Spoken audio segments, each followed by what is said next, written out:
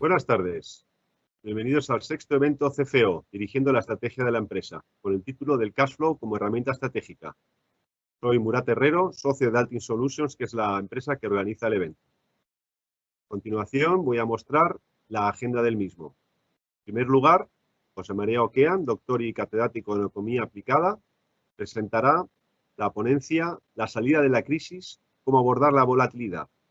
Después, Meliá Hotels International, con el título de ponencia de Gestión COVID-19 de la contingencia a la resiliencia, presentará su ponencia por medio de Catalina Ramis, que es la Finance and Management Control VP, y Juan de la Era, Corporate Finance Director en la misma cadena de hoteles. Después del evento haremos un turno de conclusiones y preguntas que durará un cuarto de hora, al que todos los asistentes podrán acceder mediante el chat dinámico que tenemos. Y después haremos lo que es la clausura del evento. Bien, para la gente que no conozca, o los asistentes que no conozcan Altin, vamos a hacer una pequeña presentación de quiénes somos. Somos una compañía de tecnología asesoría que sobre todo está especializada en ayudar a sus clientes a comprender mejor su negocio, lo que implica pues lo que es mejorar y agilizar una toma de decisiones integral. Contamos con una experiencia de más de 350 proyectos y buscamos siempre soluciones que se enfoquen a lo que es el usuario final. Usuario que necesite comprender mejor su negocio, tener una visión global del mismo, transformando toda esa información en conocimiento. Dentro de las distintas áreas que Altin ofrece como servicios de consultoría, podemos englobar la parte de estrategia analytics en primer lugar. Está enfocado a todo lo que es el reporting, cuadros de mando, balance scorecard, reporting estratégico. Por otro lado, tenemos la parte del performance management, que está enfocado a lo que son soluciones o proyectos de presupuestación, planificación financiera, simulación, proyecciones de escenarios, etcétera. Y otra parte muy importante que consideramos que es esencial, que es la parte de consolidación financiera y de gestión, para obtener todas las cuentas consolidadas de los grupos. También tenemos un apartado, un área de negocio que se dedica a todo el tema de RP financiero. Y por último, un área que para nosotros es estratégica y en este momento interesante, sobre todo porque en este evento tiene mucho que ver, que es la parte de la tesorería 360, que detallaremos un poquito más adelante. Dentro también de nuestros servicios se comprende lo que es la experiencia estrategia de cliente y en todas estas áreas englobado está lo que es el asesoramiento y la formación que ofrecemos a nuestros clientes para que tengan independencia y capacidad de trabajar con los modelos que hayamos creado. Dentro de lo que es la tesorería 360, esto es algo bastante novedoso porque permite llevar a cabo una gestión integral de la tesorería, dividiéndola en 4 apartados fundamentales. Siempre pensando que la parte de la izquierda de la pantalla es lo que llamaríamos el presente, que está dividido entre lo que es la gestión y el BI, el reporting. La parte de gestión, pues estaría la gestión operativa, la comunicación bancaria, la posición de tesorería, la conciliación, los pagos, el aging, working capital. Y en la parte de BI obtendríamos de manera automatizada informes de cockpits, dashboards, un reporting estándar ad hoc que se pueda obtener a petición del cliente, temas de movilidad o KPIs como DSOs, DPOs, días de stock, etc. La parte de la derecha entraríamos en un área que consideramos muy importante y esencial y diferenciadora de la solución que ofrecemos con respecto a lo que hay en el mercado, que sería toda la parte del futuro, en la cual la dividiríamos en lo que son los escenarios y la planificación. Aparte de escenarios, estaríamos pues tratando todo el tema de simulación de escenarios, worst case, best case, todo lo que tiene que ver con análisis predictivo, una proyección de cash flow a 13 semanas, algo muy diferenciador e importante para las compañías, sobre todo en estos momentos de incertidumbre, y con un set de drivers de simulación para tipos de cambio, tipos de interés, porcentajes de crecimientos, para poder hacer una extrapolación de nuestro cash flow a futuro, teniendo en cuenta pues, los drivers de negocio fundamentales. Por último, dentro de la planificación, incorporaríamos todo lo que es una planificación financiera integral, que afecta pues, a lo que es la cuenta de resultados, el balance, el cash flow, el presupuesto de tesorería. También incorporaríamos todo lo que son las inversiones y financiaciones que llevan a cabo las organizaciones, o una planificación más operacional de unidades, precios, márgenes, dependiendo del tipo de industria. Y por último, incluiríamos todo lo que es el rolling forecast y esa capacidad que tiene de cerrar el año en función de los movimientos o de los ingresos y cobros que se hayan producido.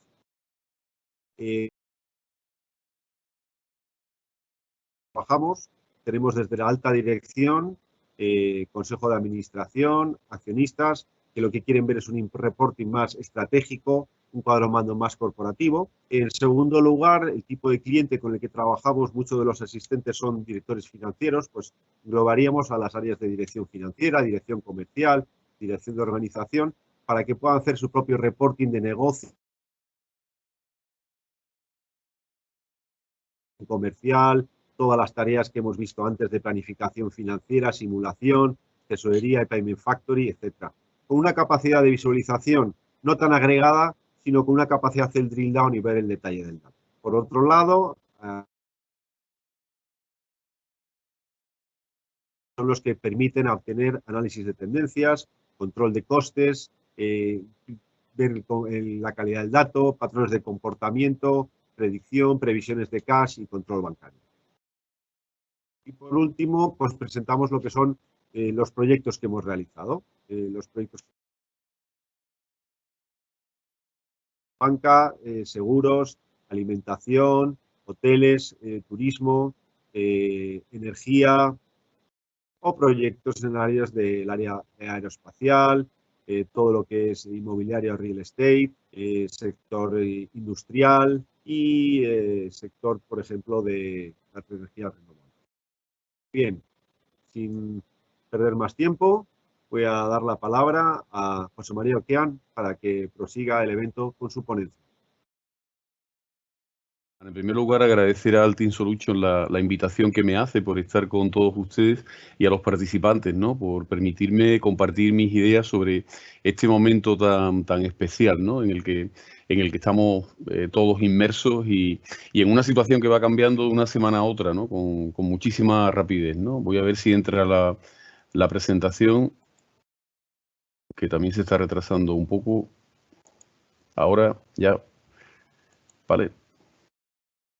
Bueno, entonces la charla que quiero daros en este tiempo es un poco sobre ver qué es lo que nos está pasando, cómo vamos a cambiar y qué deberíamos de hacer en el ámbito empresarial para asumir un entorno enormemente volátil, con muchísimos cambios semana a semana, en la medida en que el gobierno, cada vez que toma una decisión sobre esta desescalada y esta segunda ola o tercera ola que nos va a venir, pues vamos reaccionando, ¿no? Entonces, lo primero que hay que tener en cuenta es la naturaleza de esta crisis, ¿no? Que es una crisis que es inesperada, ¿no? Y que nos ha metido en unas tasas de caída del PIB absolutamente sin precedentes.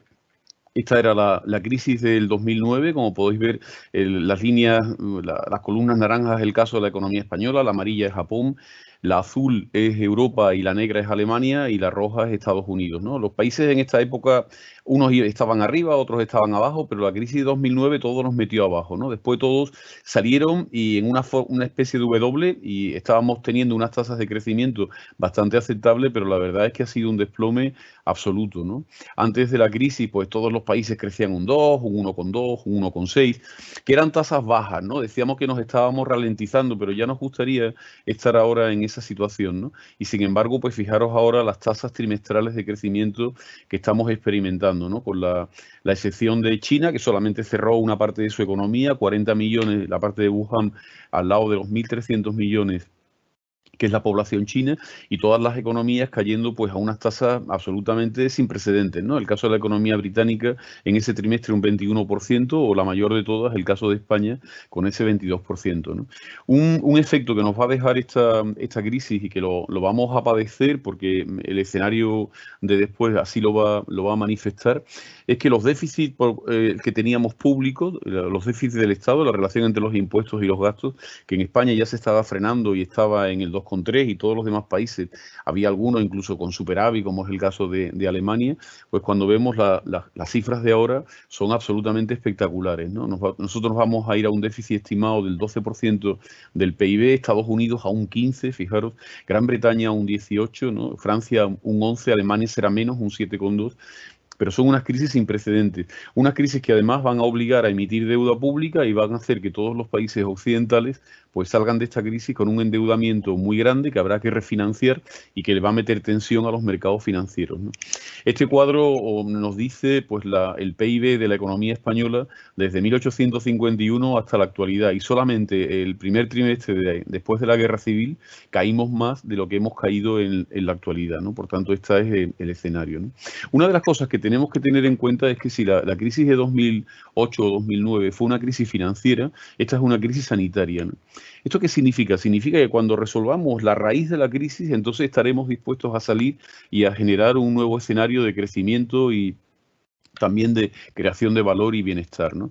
La otra fue una crisis que empezó en lo financiero, se creó muchísimo dinero, se salvaron los bancos, algunos se dejaron caer, pero a partir de ahí se originó una crisis económica, y esa crisis económica puso en el punto de mira algunas economías como la griega, la portuguesa, la italiana o la española, que tenían una falta de competitividad y que hasta que no lo arreglaron, pues tardamos. En el caso de España, España recupera el nivel que tiene en 2008 de PIB en 2017, o sea, tarda 10, 11 años en volver a donde estaba, ¿no? Esta es una crisis sanitaria, ¿no? Una crisis sanitaria con un virus desconocido, agresivo, mortal, que está originando una crisis económica y que es posible que nos origine también una crisis financiera, ¿no? Y ese es el hecho por el que estamos viendo las fusiones de los grandes bancos, teniendo ya la morosidad que se nos va a venir encima, ¿no? Así pues, la crisis sanitaria necesitaba antivirales y vacunas que no las teníamos y seguimos sin tenerla, aunque ya tenemos proyectos, y entonces lo único que pudimos hacer fue el aislamiento, ¿no? Esto originó un parón económico, en algunos países más y en otros menos, según los modelos que se siguieron. Y este parón económico es el que nos tiene en una crisis económica de PIB sin precedentes, de paro y de caída y de empresas o destrucción de empresas, a pesar de que los ERTE están anestesiando este proceso, ¿no? Por la parte de las cuentas públicas, un enorme gasto público que se ha incrementado, unos ingresos que han caído porque todos los impuestos dependían en cierta medida del PIB, IRPF, IVA, cotizaciones a la seguridad social, etcétera, y por tanto nos deja un déficit y una deuda, ¿no? Y esta es la crisis financiera en la que un poco podemos entrar, ¿no? Cuando veamos que las empresas, muchas de ellas no han levantado las persianas, cuando veamos la enorme deuda pública, que yo creo que en 2 años va a estar en el 140% del PIB, y un poco lo que tenemos de trasfondo es la actuación del Banco Central Europeo y de la Unión Europea para salvar esta situación, ¿no? El error que hemos cometido, pensar que la economía es un interruptor, ¿no? Que lo bajábamos en el segundo trimestre y que después lo activábamos en mayo y todos nos poníamos a funcionar como si más, ¿no? Es como un gran barco mercante que una vez que lo paras, hasta que otra vez coge su velocidad de crucero, pues tarda, ¿no? Y esto es un poco la situación en la que estamos. Lo estamos intentando arrancar, pero se nos ha venido la segunda ola, otra vez lo hemos parado y otra vez a empezar de nuevo con ese arranque, ¿no? La pregunta que nos hacemos es si habrá demanda, ¿no? Si después, cuando todo se active, cada uno en nuestras empresas vamos a tener la demanda de productos que antes teníamos, o si esa demanda ha cambiado a otros productos distintos, o si esa demanda ya en estos sectores no existe, ¿no? Y la gran incógnita de la economía española es que en la crisis anterior el turismo tenía un peso en el PIB enorme, perdón, el sector de la construcción tenía un peso enorme. Ese sector de la construcción, cuando cae, se quedó casi en el 50% y el turismo cogió el relevo, ¿no? Entonces, la incógnita es si el turismo va a volver a ese nivel que tenía antes o necesitamos otros sectores que cojan el relevo para poder otra vez crear empleo y alcanzar, recuperar el nivel de PIB por habitante que teníamos antes, ¿no? Desde luego nos vamos a encontrar con unos déficits estos 2 años muy fuertes. Este año calculan 12, 13%, el año que viene un 7%, pero yo creo que es muy optimista, y una deuda pública que está ya casi en el 115, 120% del PIB, pero que, como digo, yo creo que en 2 años nos iremos al 140, ¿no? La respuesta de la Unión Monetaria, afortunadamente, yo creo que ha sido positiva, ¿no? Porque al principio pensábamos que nos iba a dejar que cada país respondiera como pudiera, después que nos iban a venir ayudas del MEDE, del BEI o incluso un fondo de rescate tipo MEDE con hombres de negros, etcétera, pero al final la solución ha sido emitir coronabonos, ¿no? Vamos a emitir una gran cantidad de bonos y esto nos va a permitir pues que no tengamos, digamos, un poco de combustible para transitar esta desescalada y este inicio de vacunaciones y de recuperación, y después pues ya veremos también cómo vamos a arbitrar otra vez equilibrar las cuentas, ¿no? Los escenarios de salida son estos que tengo aquí, ¿no? Este sería el primer trimestre de 2020, la economía empezó a caer, esta era la idea del interruptor, que en el tercer trimestre se recuperaba, no ha sido así. Hemos tenido un ligero repunte en verano, pero seguimos cayendo y ahora este cuarto trimestre pues también todas las economías europeas con la segunda ola y también la española pues se ha venido abajo, ¿no? Yo creo que 2021 con las vacunas ya será un año de recuperación, 2022 también lo será, pero en 2023 nos llamarán al orden, ¿no? Y este será el momento en que tengamos que ajustar las economías. Vamos a ver cómo nos llama, vamos a ver la senda de ajuste de déficit y de deuda que nos permite la Unión Europea, y de eso va a depender el que podamos recuperarnos antes o más tarde de la situación en la que estamos, ¿no? En la situación de desescalada en la que vivimos ahora mismo, la verdad es que los que han tenido éxito y han vuelto a la situación que tenían antes son aquellos países que han cerrado el espacio, ¿no? Tipo lo que puede ser Wuhan, Nueva Zelanda, etcétera, ¿no? Sin dejar entrar a nadie, sin que salga nadie, sin periodos de cuarentena. Y esto es un poco lo que estamos también intentando experimentar, ¿no? El caso de Canarias, con los PCR a todos los turistas que llegan. Este es el tipo un poco de ámbito en el que estamos teniendo unos ciertos éxitos. Cuando hemos abierto las economías y hemos dejado la movilidad que teníamos antes, pues la verdad que no hemos fracasado, ¿no? Por tanto, lo mejor es aceptar esta nueva realidad en la que estamos hasta las vacunas. Yo creo que ya parece que quedan 4 o 5 meses hasta que podamos estar en un entorno distinto. Algunos países han optado por las apps y los controles de movilidad de todos los ciudadanos, las mascarillas, una nueva vida muy limitada en las horas, con muchos comercios cerrados, con la parte de hostelería, turismo, etcétera, con muchas limitaciones, y esto es un poco la realidad un poco en la que vivimos, ¿no? Mientras tanto, pues Europa nos ha metido un montón de dinero y realmente impresionante, 1,8 billones va a crear entre 2021 y 2027, de los cuales 750.000 millones lo que llama la Next Generation, ¿no?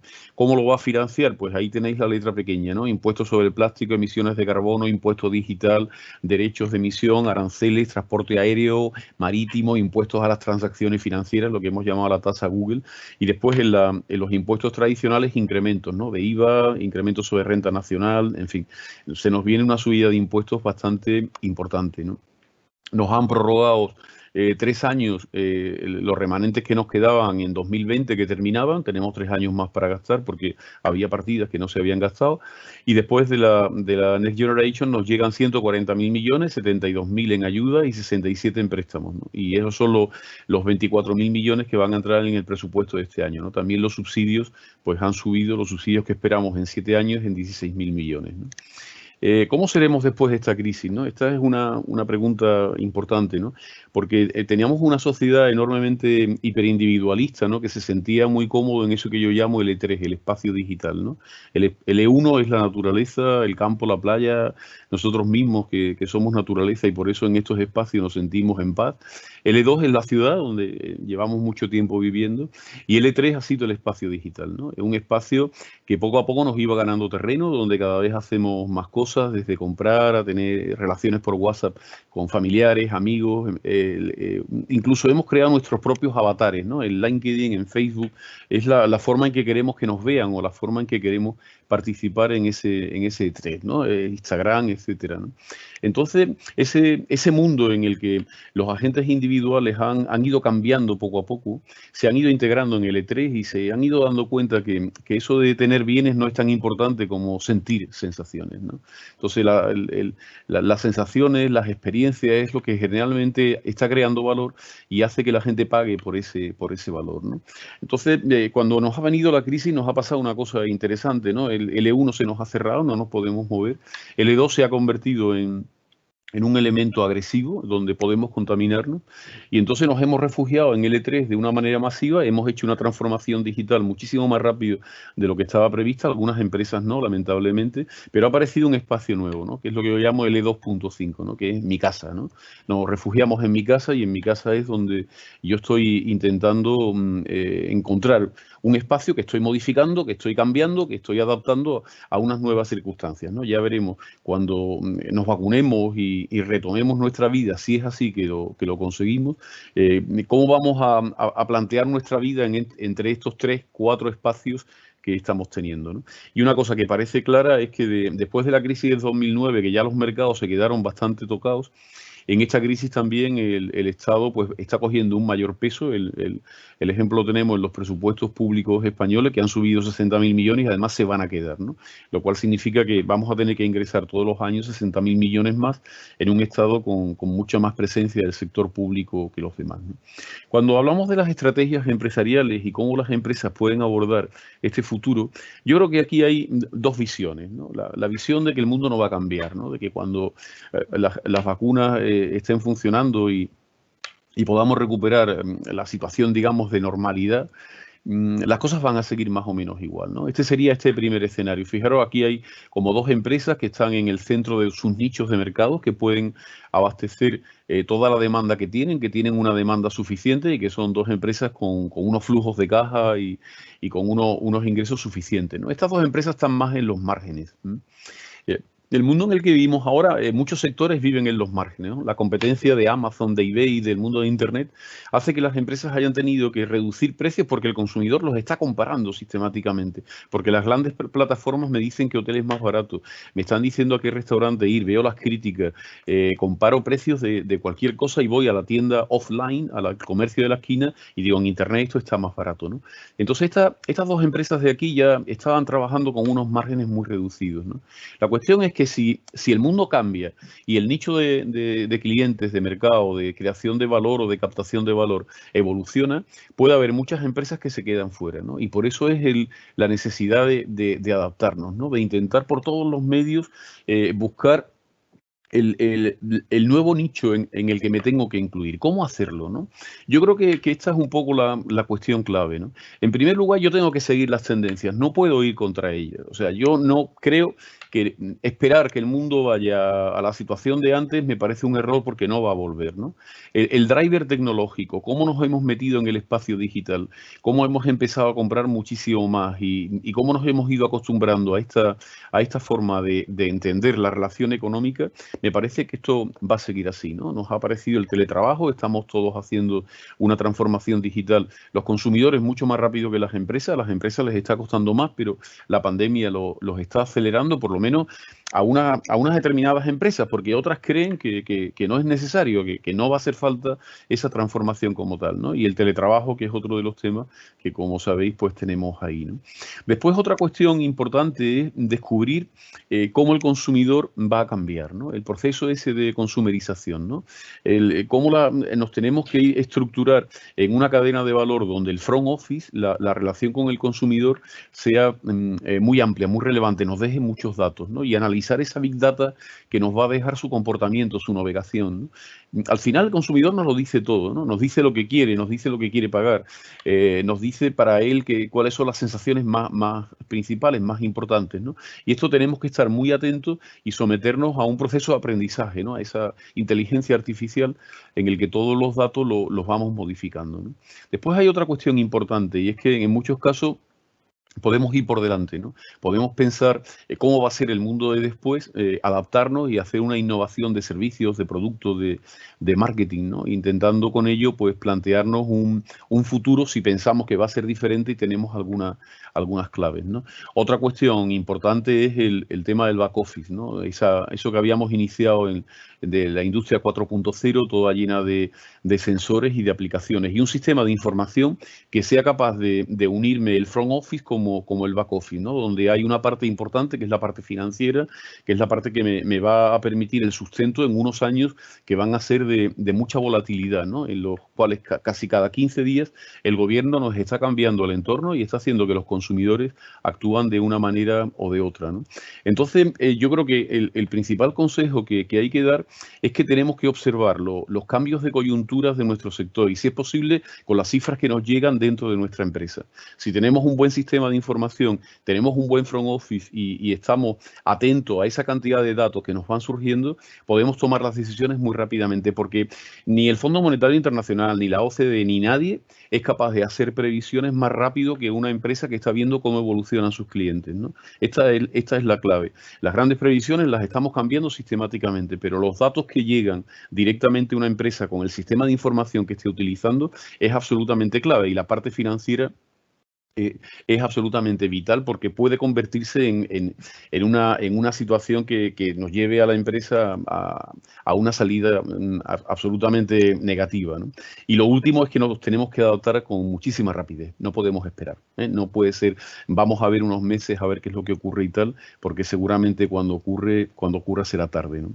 De pronto han surgido las vacunas, ¿eh? Entonces, cuando hemos entrado en este escenario, yo creo que esto nos ha dado una perspectiva diferente, ¿no? Las últimas previsiones que estamos teniendo es de una caída muy fuerte en ese segundo trimestre del año. Parecía que el tercer trimestre ya nos iba acercando a la situación de antes, pero estamos teniendo una caída otra vez en el cuarto trimestre bastante gorda. Si esto va a seguir hacia abajo o si aquí vamos a empezar a repuntar, eso ahora mismo nadie lo sabe, ¿eh? Va a depender de cuándo empecemos a implementar las vacunas como tal, y después veremos la salida, ¿no? Son previsiones de ayer de FUNCAS, ¿no? Así pues, y ya para terminar, yo creo que tenemos que plantearnos dos escenarios, ¿no? El primero es si las vacunas van a tener éxito, ¿eh? Si una vez que empecemos con el proceso de vacunación, va a haber muy pocos casos de personas que se vean afectadas negativamente por las vacunas o que estén vacunados y hayan cogido la COVID-19, ¿no? Si esto es así, vamos a tener una primera fase de vacunación, que creo que van a vacunar a los sanitarios y a las personas de más edad, que puede cambiar nuestras expectativas, pero esa no es la que va a fomentar un crecimiento en la demanda fuerte. El crecimiento en la demanda fuerte es cuando empiecen a vacunarse las personas entre 30 y 55 años más o menos, ¿no? Ahí es donde está el consumo, y ahí sí podemos tener un crecimiento muy, muy fuerte, casi exuberante, casi como al final de la Primera Guerra Mundial, los años 20, de decir, bueno, esto lo hemos superado y ya por tanto vamos a poder salir, ¿no? Si los resultados son contradictorios y las vacunas no tienen ese éxito, entonces no vamos a estar metidos durante algunos meses, trimestres, hasta que esto lo solucionemos en una situación de expectativas distintas, ¿no?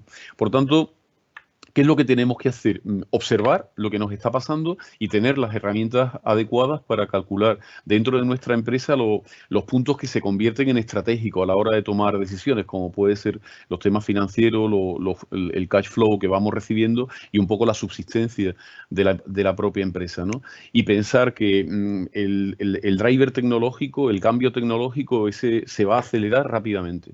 Y cuando salgamos de esto, esa tendencia que ya veíamos antes va a ser una tendencia que va a ser permanente en la realidad en la que vivimos, ¿de acuerdo? Entonces el gran reto es ese, cómo gestionar empresas, cómo tomar decisiones en un entorno incierto y enormemente volátil. Y nada, muchísimas gracias por la atención y os dejo con Cristina Ramis para que os cuente el caso de Meliá. Gracias, José María. Bueno, soy Catalina Ramis. Ante todo, buenas tardes a todos. Y antes de nada, agradecer a Altin Solutions haberme invitado a participar en este webinar. Tras la interesante exposición de José María, a mí particularmente me gustaría comentar cómo Meliá ha planteado su transición desde lo que era la contingencia, motivada por la pandemia, hasta la resiliencia.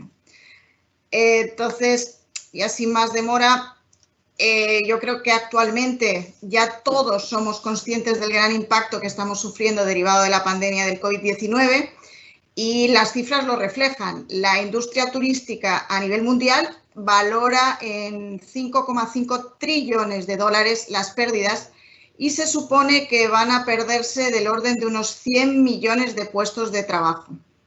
A nivel más local, a nivel español, donde el sector, pues sabemos que representa el 12% del PIB y el 13% del empleo, las pérdidas, según indicó Exceltur, serán de más de 100 millones de euros y se perderá más de 1 millón de puestos de trabajo.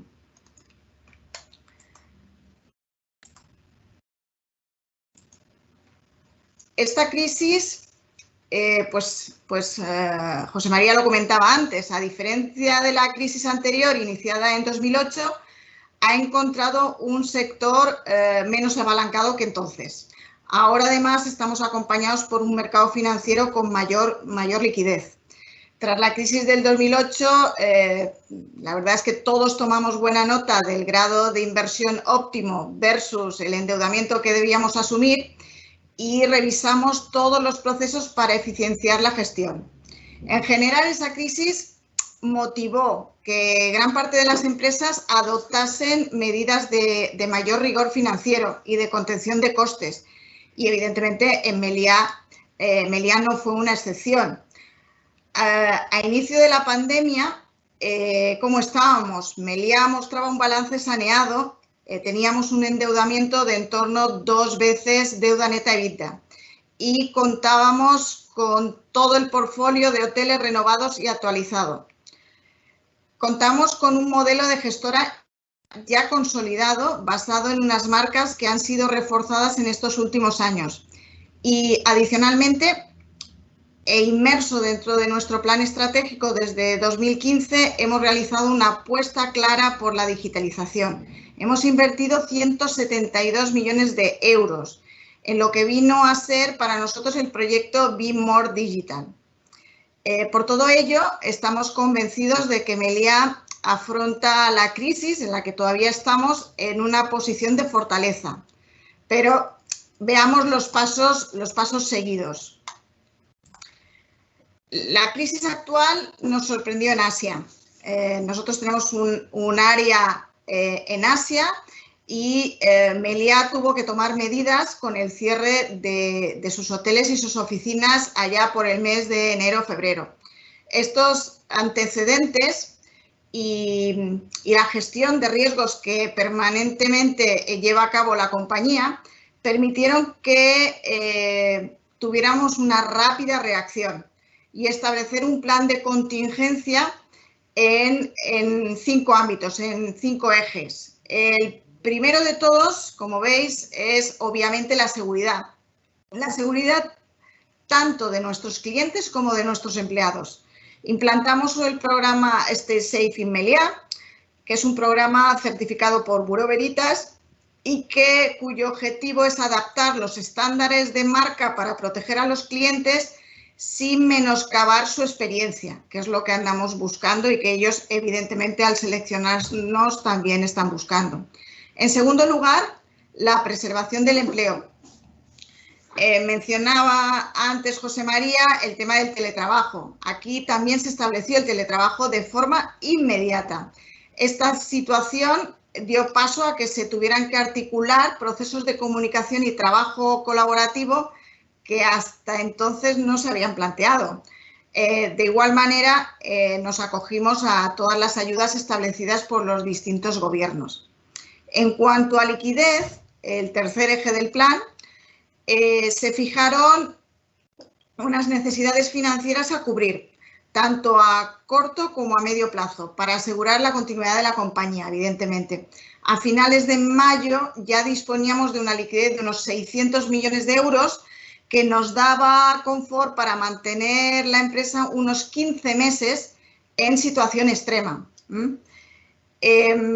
A pesar de la crisis, no hemos frenado el ritmo de la transformación digital, que para nosotros es el cuarto eje, a fin de que esta se aplique a todos los ámbitos de la empresa. Estamos invirtiendo en este 2020 entre 20 y 25 millones más y el programa Be Digital 360 viene a ser el continuador del antes mencionado, el Be More Digital. La idea principal es reforzar la competitividad de la empresa. Y por último, obviamente, la propia continuidad del negocio. ¿De qué forma gestionábamos las aperturas y cierres de los establecimientos? Tanto por restricciones impuestas como por optimización de la explotación, así como el marketing, los canales propios y la comunicación. Todo ello enmarcado en un claro compromiso social. Los hoteles medicalizados son un buen ejemplo de ello, ¿no?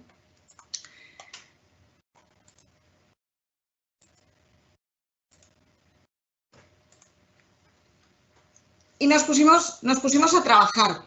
Nos pusimos a trabajar en lo que venimos a llamar el día después, es decir, el plan de continuidad de negocio ideado en este año para recuperar nuestro nivel de crucero a la mayor brevedad posible, evidentemente.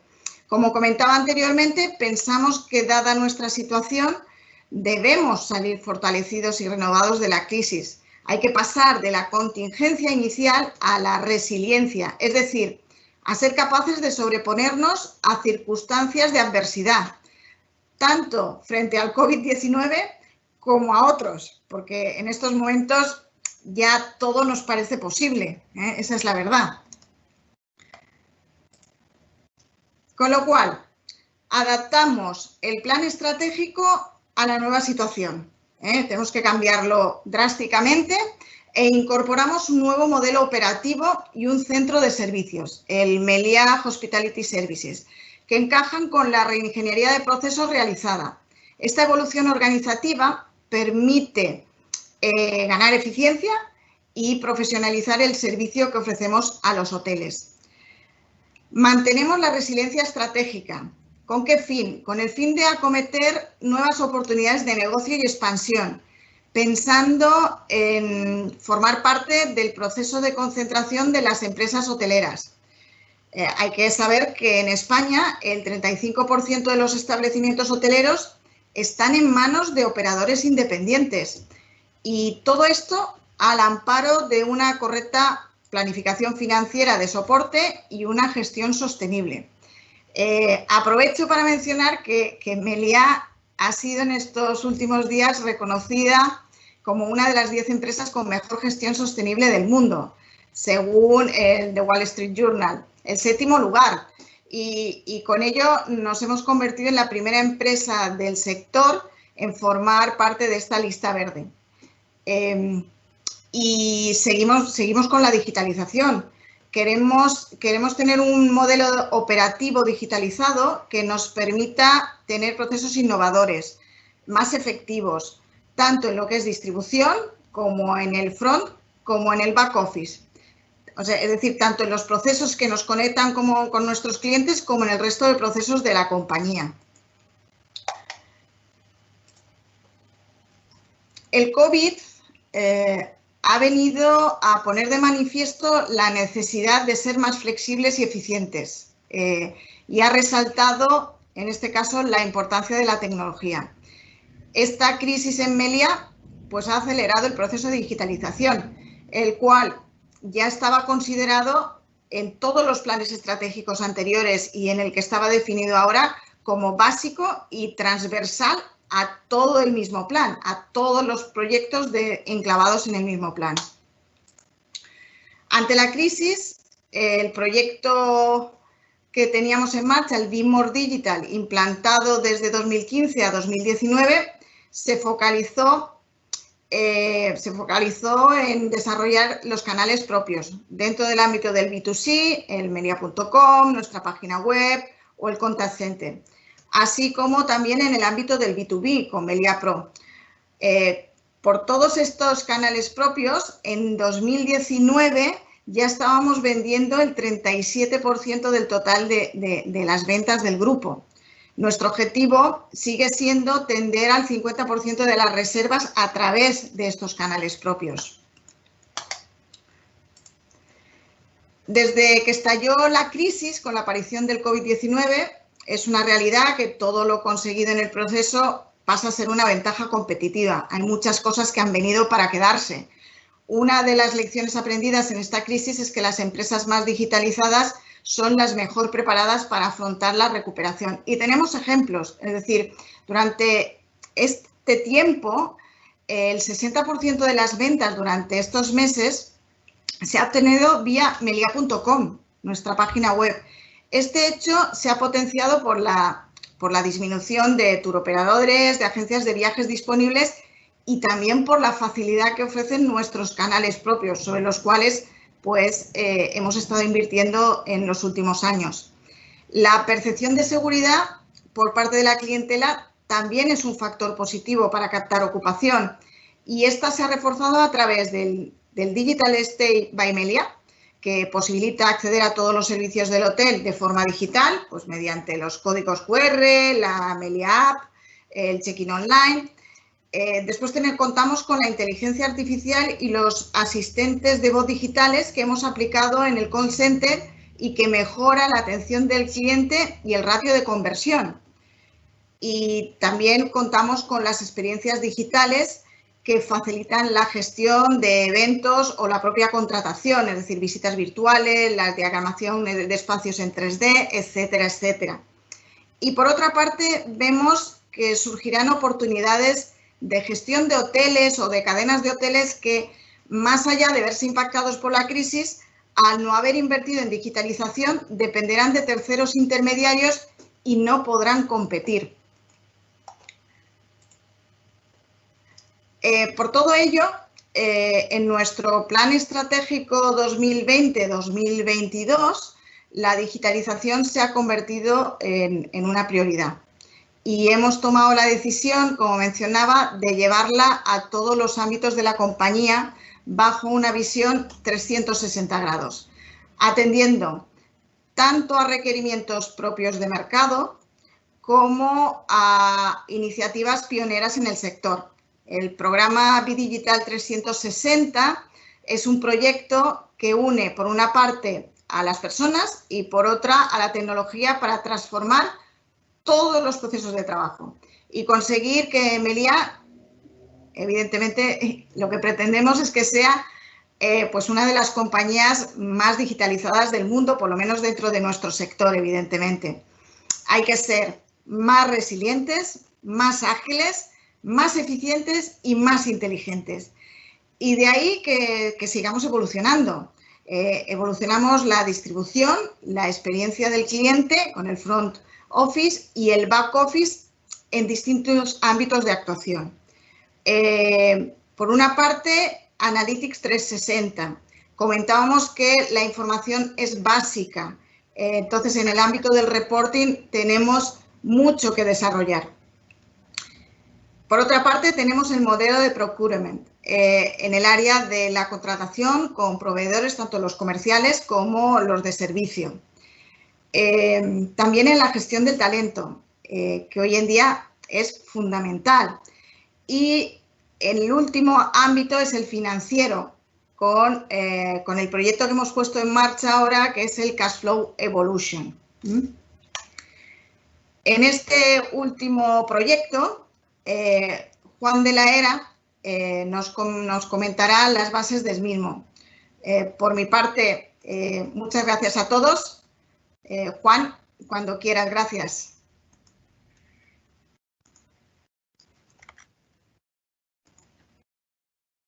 Buenas tardes.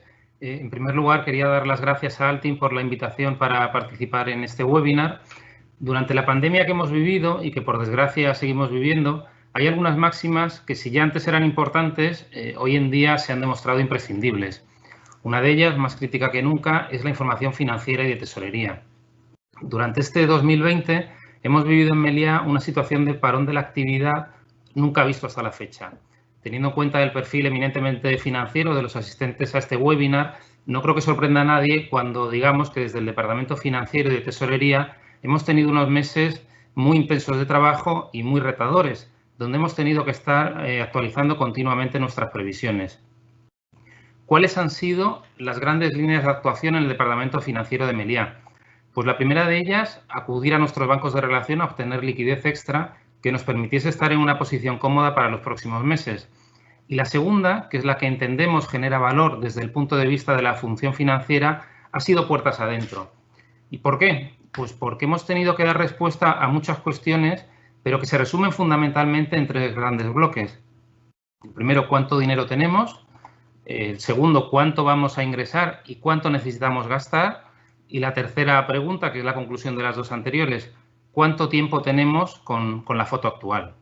Sobre estas tres preguntas y sus respuestas ha pivotado nuestro trabajo en cada uno de los múltiples escenarios que nos ha tocado realizar en estos meses. Por primera vez hemos unido dos palabras que nunca imaginamos ver juntas, cero e ingresos. El escenario más prudente que hemos tenido que hacer ha sido identificar cuánto nos cuesta no tener actividad y, por tanto, ¿cuánto tiempo podemos estar sin actividad? ¿Cuánto podemos aguantar con la situación que tenemos a día de hoy si la situación sigue siendo de total parón? Al mismo tiempo, hemos ido incorporando hipótesis de reapertura paulatina de cada uno de los mercados en los que operamos, según las restricciones de los distintos países y de la información que íbamos teniendo de cada uno de nuestros mercados emisores y destinos. En este escenario tan nuevo, tan cambiante, tan volátil, hemos tenido que ser muy ágiles y para ello nos hemos apoyado en nuestros sistemas de información. Era necesario tener en tiempo real y de un modo centralizado toda la información disponible. Y de nuevo hablo de 3 grandes bloques: de cuánta liquidez disponemos, cuál es la naturaleza o el origen de estos fondos y, por último, qué podemos esperar en el corto y medio plazo. En Meliá estamos presentes en 40 países. Tenemos más de 120 sociedades y unas 700 cuentas bancarias. Era imprescindible para nosotros tener toda la información agregada y centralizada.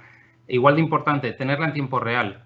Es por esto que necesitábamos toda la información tesorera en un mismo sitio, en una única plataforma que tuviese conectividad con nuestros bancos, pues para tener acceso de manera centralizada a todos nuestros saldos bancarios. El acceso a la información sobre la caja que tenemos disponible por el mundo en tiempo real da un punto de partida imprescindible en cualquier escenario. Asimismo, no se trata únicamente de tener claro cuánto dinero tienes y dónde, sino que necesitamos saber también cómo se está comportando nuestro negocio. Queríamos tener automatizada la clasificación de todos los movimientos bancarios, pudiendo agruparlos por categorías, teniendo así información de lo que está pasando y analizar en base casi diaria la bondad de las proyecciones utilizadas. De este modo, el Departamento de Tesorería es capaz de dar una visión muy clara de cómo está yendo el negocio, en qué geografías estamos cumpliendo con las previsiones y dónde están los desvíos o ineficiencias. El enfoque de caja, junto al enfoque de la cuenta de pérdidas y ganancias, es fundamental porque de la generación o destrucción del efectivo depende la viabilidad de las empresas, más que nunca en tiempos como los actuales. Y respecto a las previsiones, al futuro más inmediato, un sistema integrado de cash flow en la compañía nos permite tener acceso a las fuentes de información de todas y cada una de las áreas de responsabilidad de nuestra empresa. Para hacer proyecciones tesoreras necesitamos acceso directo a la evolución de las ventas, a los planes de compras, a las previsiones de pago de sueldos y salarios. Con todo esto podemos ir ajustando y actualizando escenarios a corto plazo y hacer previsiones de caja cada vez más fiables.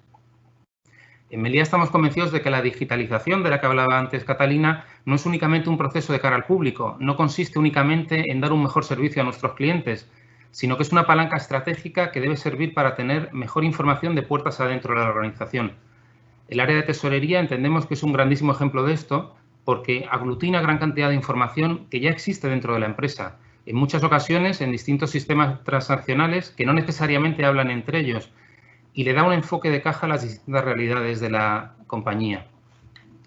A modo de conclusión, hay varios mensajes que desde nuestro punto de vista resumen lo que debe ser el apoyo de la función tesorera a la empresa. En primer lugar, el acceso al dato.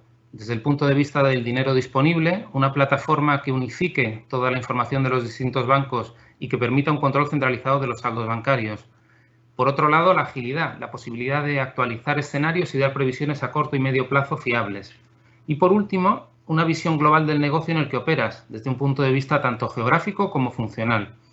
El conocimiento de todas las áreas involucradas en el día a día del negocio y cómo impacta cada una de estas variables en cada uno de los escenarios que hacemos desde el Departamento de Tesorería. Por mi lado, esto es todo. Esto es el mensaje que os queríamos transmitir. Hemos querido compartir nuestra visión sobre la importancia del cash flow en la estrategia de Meliá en un año tan difícil como este. Sin más, y agradeciendo de nuevo a Altin la invitación y a todos los asistentes por escucharnos, me despido y vuelvo a dar paso a Murat. Un saludo a todos, muchas gracias. Muchas gracias, tanto Juan, Catalina como José María, por vuestras interesantes ponencias. Un poco a modo de resumen, mientras van entrando más preguntas, que tenemos bastantes que hacer a nuestros ponentes. Querer recalcar un poco pues, los distintos mensajes que se han lanzado desde las distintas charlas que hemos escuchado, sobre todo empezando por José María, que hacía una clara, digamos, advertencia de que ese cambio de coyuntura que ha habido con el tema de COVID y que esta crisis que estamos viviendo es muchísimo más compleja y muy distinta a todas las anteriores, que la manera en que afecta el punto de vista económico global con las referencias macro al punto de vista más micro se ha visto muy, muy diferenciado, y que esa parte micro influye muchísimo en lo que son las empresas y en su día a día, y el tener la capacidad para poder gestionar esto con unas previsiones acorde, pues son muy importantes. Es decir, las empresas tienen que reaccionar muy rápido y poder atender a sus necesidades en ese ámbito, ¿no? Eso por la parte de José María, aunque ha avanzado muchísimos más mensajes, ¿no? Otra cosa que me gustaría recalcar de la charla de Catalina es sobre todo la admirable, ¿no?, apuesta por la digitalización por parte de Meliá en este momento tan complicado, y que han tenido que reorganizar la compañía, todo su plan estratégico ante la nueva situación. Aquí lo que estamos viendo de manera clara y evidente es que con estos problemas que nos encontramos y con esta incertidumbre que ha creado el COVID, pues nos está mejorando pues, la capacidad, o nos obliga a tener una mejor capacidad de anticipación de esas previsiones, ¿no?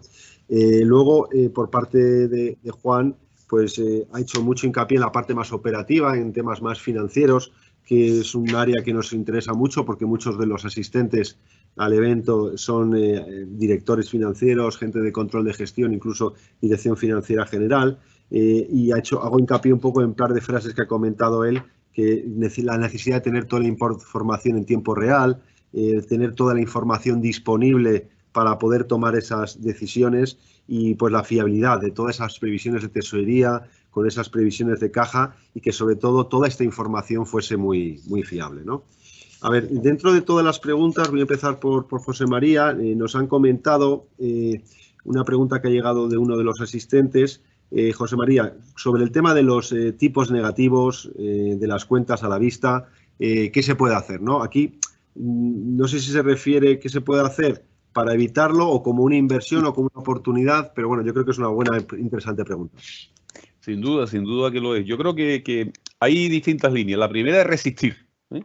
O sea, eso es lo primero que tenemos que intentar, marear a los bancos y decir que no, intentar retrasar esto todo lo que se pueda, porque es posible que el Banco Central Europeo llegue un momento en que entienda que esto de cobrar tipos de intereses negativos a los bancos y que ellos después los estén repercutiendo en los clientes, pues a lo mejor no es una buena solución.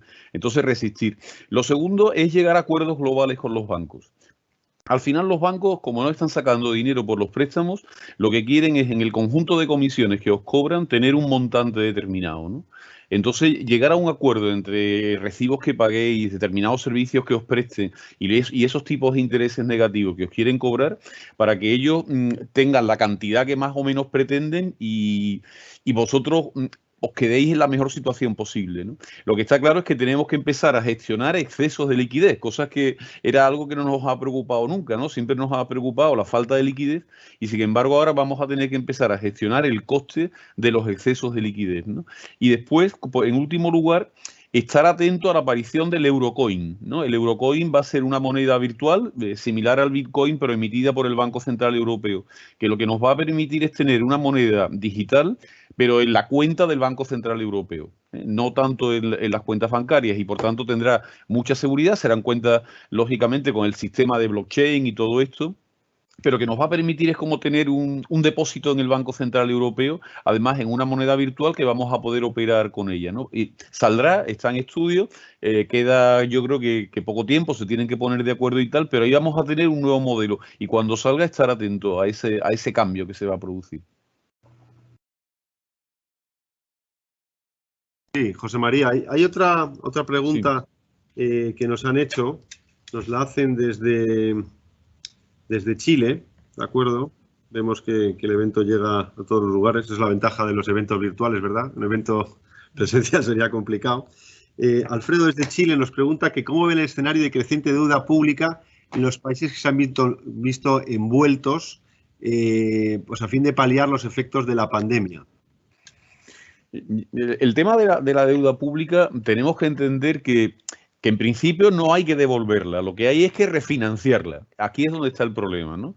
Entonces, afortunadamente tenemos todos los bancos centrales emitiendo muchísimo dinero, estamos creando una cantidad de dinero increíble, ¿no? Y eso en los mercados secundarios van a ser, una vez que los gobiernos emiten deuda nueva y los fondos y los ahorradores la compran, después el Banco Central va comprando esa deuda como tal, ¿no? Entonces, al final, mientras que tengamos bancos centrales fiables, como puede pasar con la Reserva Federal, el Banco Central Europeo, que van comprando esa deuda, la refinanciación yo creo que va a ser posible y a tipos de intereses bajos, ¿no? Pensar que el endeudamiento tan alto en el que vamos a entrar, si los tipos de intereses subieran, harían que los saldos presupuestarios, los déficits se incrementaran muchísimo, ¿no? Indudablemente la situación es mala, ¿no? Porque veníamos de una sociedad o de economías muy endeudadas y ahora vamos a estar muchísimo más endeudados que antes, ¿no?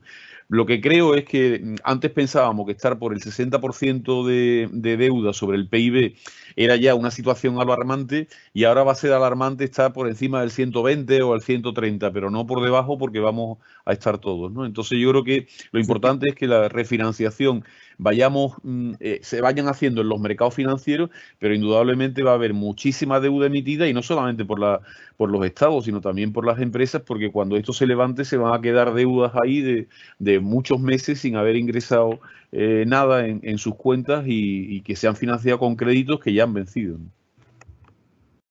Muchas gracias, José María, por tu respuesta. Muy interesante. Sobre todo el tema de la deuda pública, que es algo que a todos nos preocupa, ¿no? Aquí tengo una pregunta para Catalina. Aquí dicen que parece lógico pensar que la mayor inversión en vuestro plan de digitalización sería destinado a proyectos relacionados con la mejora de lo que es la experiencia de clientes, venta, pero por tanto, ¿cómo habéis conseguido presupuesto para proyectos que vayan más relacionados con el área financiera? Sí, no, la verdad es que con los tiempos que corren el presupuesto de inversiones pues está muy limitado. Pero la gran ventaja que tenemos actualmente es que la pandemia nos ha encontrado en un momento en que teníamos los deberes hechos. Como antes os comentaba, ya desde el 2015, dentro de nuestros planes estratégicos, hemos hecho esa dotación destinada a la digitalización de la compañía. Y en ese primer momento, lo que antes comentábamos que era el Be More Digital, iba destinado precisamente a la experiencia del cliente. Es decir, durante todos estos años pues se ha desarrollado pues nuestra página web, melia.com, el Contact Center, se ha hecho el Melia Pro para, digamos, todos nuestros clientes, digamos, del B2B. Y por otro lado, dentro de lo que es el hotel, la experiencia del cliente también ha mejorado mucho, pues como lo que os mencionaba, ¿no? El Digital Stay by Melia, la inteligencia artificial, las experiencias digitales. Todo esto ya lo teníamos, con lo cual en este momento, cuando nos encontramos con la crisis del COVID-19, nosotros ya habíamos empezado a invertir en los procesos del back office, porque queremos tender a una compañía globalmente digitalizada. Con lo cual, una de las partidas destinadas al cash flow la tenemos precisamente porque somos conscientes de que debemos mejorar la información que estamos obteniendo de todos nuestros flujos de cobro y de pagos de la compañía. Ir directamente a la fuente de los datos para tener una inmediatez que nos ayude a tomar mejores decisiones. Entonces, en este sentido, el proyecto del Cash Flow Evolution es un proyecto que yo creo que ninguno en la casa, contando incluso con la alta dirección, ha puesto ninguna restricción en seguir adelante. Con la pandemia, lo que hemos constatado es la necesidad de ser muy ágiles, de tener esa información que permita movimientos muy rápidos. Como podéis suponer, en todo lo que es el momento inicial, el hecho de identificar, plantear un escenario sobre el cual el área financiera funcionó durante todos estos meses, que es un escenario de ingresos cero, pues hace que esa información sea básica. igual que otras, evidentemente, pero es un proyecto iniciado que en ningún momento se ha cuestionado pararlo, y por eso seguimos trabajando en él y esperamos tener pues los resultados pues finales muy pronto.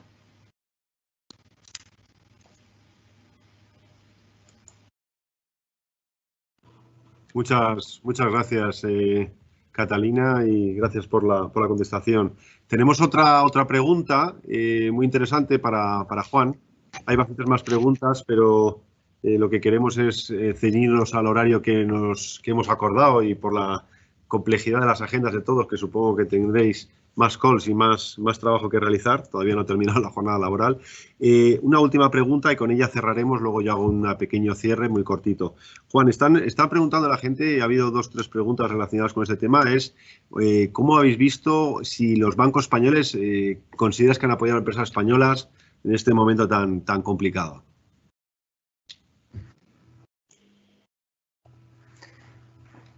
Estoy conectado.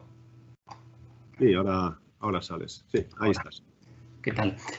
Pues, hombre, el resumen, la respuesta es que sí. Es decir, en febrero, en previsión de la que se nos venía encima, no solo al sector turístico, sino a toda la economía, yo creo que todo el mundo empezó, por prudencia, a pedir liquidez adicional para superar un bache que se preveía de una serie de meses.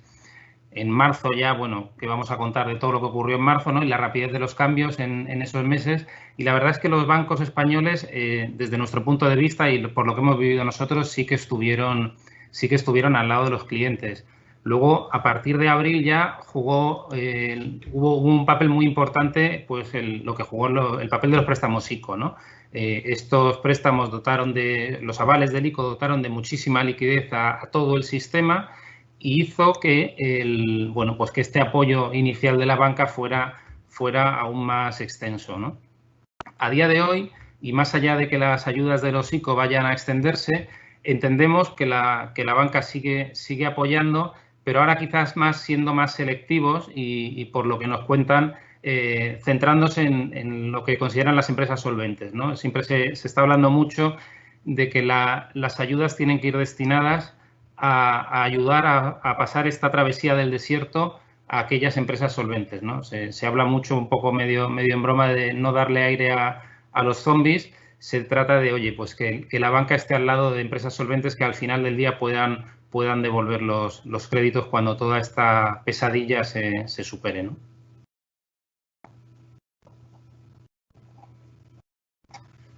Muy bien, pues muchísimas gracias por tu contestación.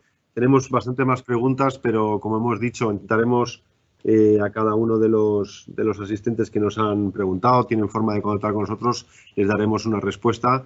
Tampoco queremos salirnos mucho. La verdad es que hemos tenido bastante más asistentes de lo que teníamos previsto. Está claro que es un tema que interesa, y sobre todo esta incertidumbre. Entonces, bueno, en nombre de Altin, en nombre de dar las gracias a todos los ponentes que han hecho pues un esfuerzo importante con su trabajo diario y todos sus compromisos para poder atendernos y ayudarnos a hacer una jornada o montar una jornada que fuera interesante para la gente. Nos lo está pidiendo muchísimos clientes y prospectos, ¿vale? Vamos a seguir haciendo ese tipo de jornadas, una cada mes, una cada 6 semanas, con la idea de que clientes y diferentes personas del ámbito económico pues nos vayan contando sus experiencias, cómo lo ven, cómo pueden avanzar. Y por otro lado, pues nosotros que estaremos encantados de atenderos cuando haga falta. Tenéis acceso a nuestra página web, a nuestro LinkedIn. Y por otro lado, a todos los que sean asistentes les enviaremos la presentación para que la puedan tener y esperemos seguir en contacto. Así que muchísimas gracias por vuestra asistencia y espero que paséis una buena tarde y una buena semana.